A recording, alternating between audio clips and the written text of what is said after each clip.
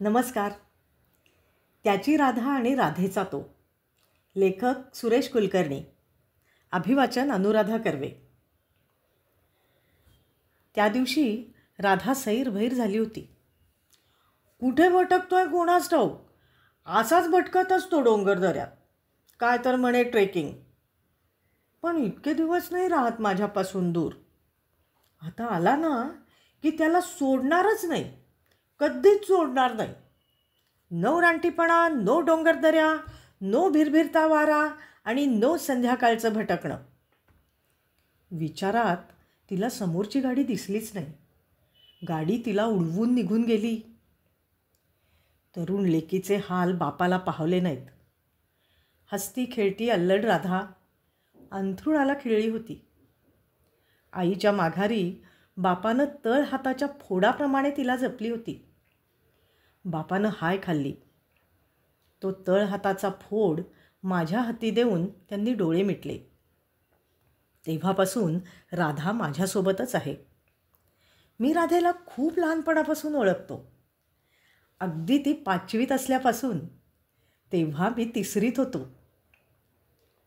सुरश्या, तुला तो शिक्या आठवतो का रे? अचानक तिनं विचारलं. कोण, श्रीकांत का? हो, न आठवायला काय झालं, माझ्याच तर वर्गात होता. पण आज इतक्या वर्षांनी अचानक त्याची आठवण तुला का झाली? तुला न त्याची एक गंमत सांगायची राहून गेली आहे. आता आमच्या सहजीवनाला 8-9 वर्ष होऊन गेली आहेत. मी 38च्या आत बाहेर आणि ती 40च्या जवळपास आहे. आणि हिला शाळा कॉलेजच्या गमती जमती आठवत आहेत. हिला कधी काय आठवेल सांगता येत नाही. काय गंमत आहे? तो तुला न वेडा पीर म्हणायचा. तुझं ट्रेकिंगचं वेड, दुसरं काय. तू म्हणे उंच डोंगर माथ्यावर जाऊन राधे राधे म्हणून त्या सिनेमातल्या टार्झनसारखा ओरडतोस. हो, आणि प्रतिध्वनीची वाट पाहतोस, असं तो सांगायचा. आणि तू ना असे पक्षाच्या पंखासारखे लांब हात करून डोंगर उतारावरून खाली धावत येतोस म्हणे. खरं का रे? तो शिक्या ना, तो बावळटच होता.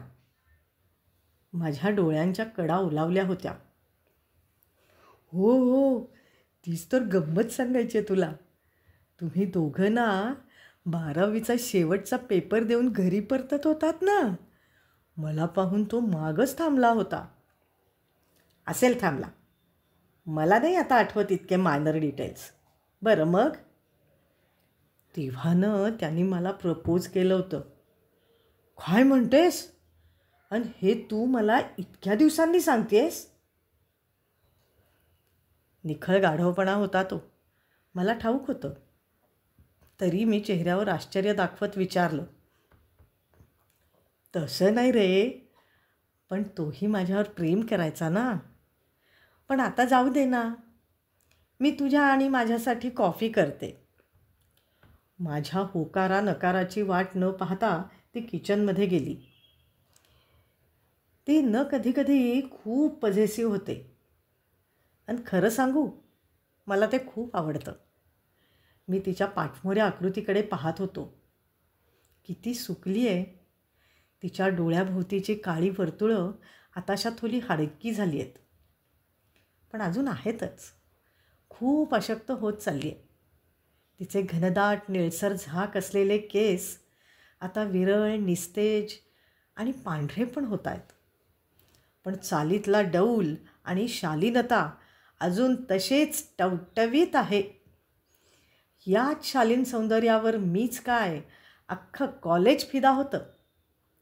पण आता ती विरत चालल्यासारखी झाली आहे. घे. आम्ही कॉफीचे मग घेऊन फ्रेंच विंडोत बसलो. तिला असं खिडकीत बसून बाहेर पाहत चहा कॉफी प्यायला आवडतं. म्हणून मी खिडक्यांच्या मागे घराच्या आतून बसण्यासाठी ओटे करून घेतलेत. खिडकीबाहेर तुरळक पावसाचे थेंब तुटत होते. पाऊस, तो धुंद करणारा मातीचा सुगंध, अन ते धसमुसळ वारं, हे सगळं म्हणजे राधेचा जीव की प्राण. सुरशा, चल उठ, गच्चीत जाऊया, पाऊस पडायला आलाय. राधे, अगं हे काय तुझं वय आहे का पावसात भिजायचं? पुढल्या वर्षी 40ची होशील. चल हट, तू ये माझ्या मागून, मी जाते पुढे. ती गेलीसुद्धा जिन्याकडे. मी तिच्या मागे पळालो, म्हणजे तसा प्रयत्न केला.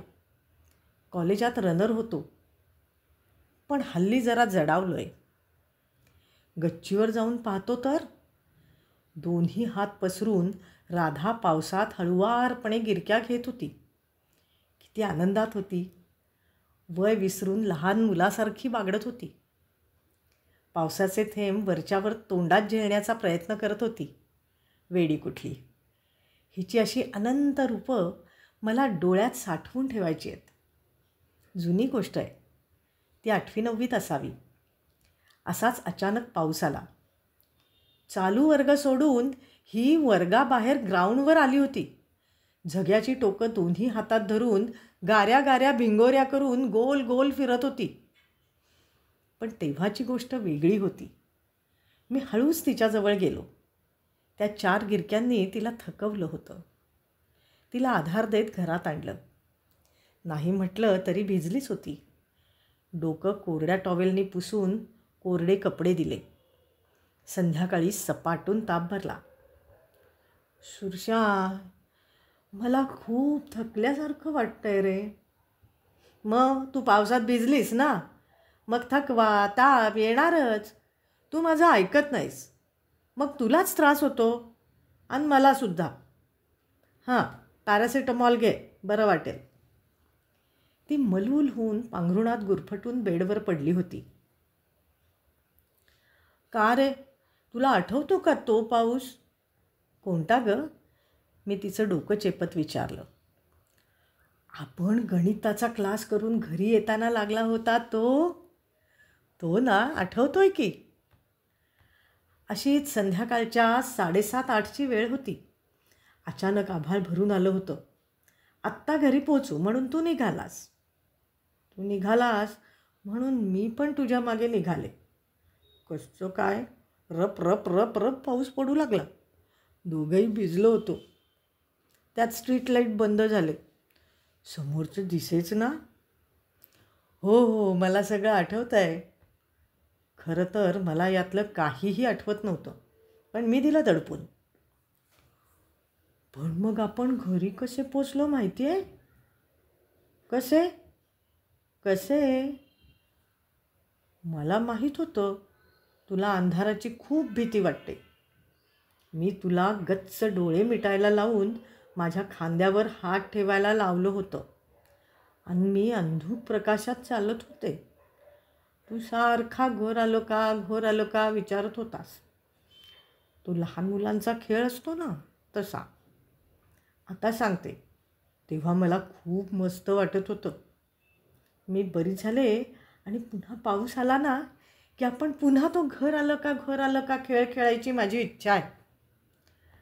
राधे, तू ना दिवसेंदिवस बालिश होत चालली आहेस. असू दे, मला माहिती आहे तू माझी प्रत्येक इच्छा पूर्ण करणार. कारण काय? कारण मी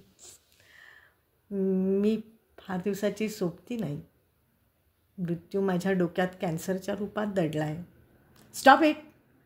पुन्हा पुन्हा तेच तेच सांगू नकोस.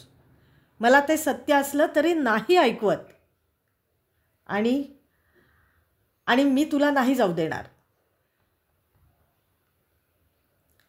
राधेच्या त्या अपघातापासून तिची स्मरणशक्ती काही प्रमाणात हरवली आहे.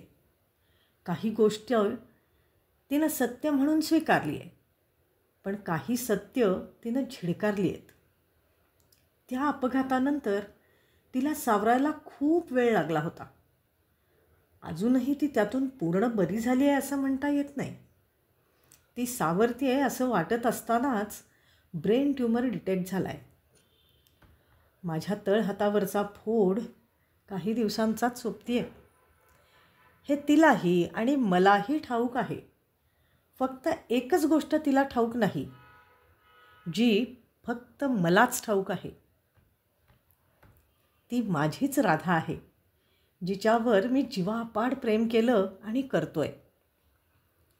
पण पण ती ज्या सुरश्यावर जीव ओवाळून टाकते तो मी नाही.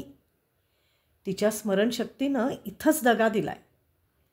असं आजारपण देवानं कुणालाच देऊ नये, ज्यात रोग्यालाच आजार माहीत नसावा. त्या दिवशी सुरेश ट्रेकिंगहून परतलाच नाही. 2 दिवस वाट पाहून आम्ही तपास केला. त्याची बाईक एका कड्याच्या पायथ्याशी पार्क केली होती. वर कड्याच्या टोकाला बॅकसॅक पडली होती. 4 दिवसांनी त्याचा मृतदेह एका कपारीत सापडला. पण राधेचं मन हे स्वीकारायला तयार नाही. तेव्हापासून ती मलाच सुरशा समजते. आता तिचे थोडेच दिवस राहिलेत. मी देवाच्या चरणी रोज हीच प्रार्थना करतोय. देवा, तिचा हा भ्रम असाच राहू दे. तिला शेवटपर्यंत तिच्या सुरशासोबत जगू दे आणि मला माझ्या राधेसोबत. तुम्ही म्हणाल, मग मी कोण? तर मी श्रीकांत.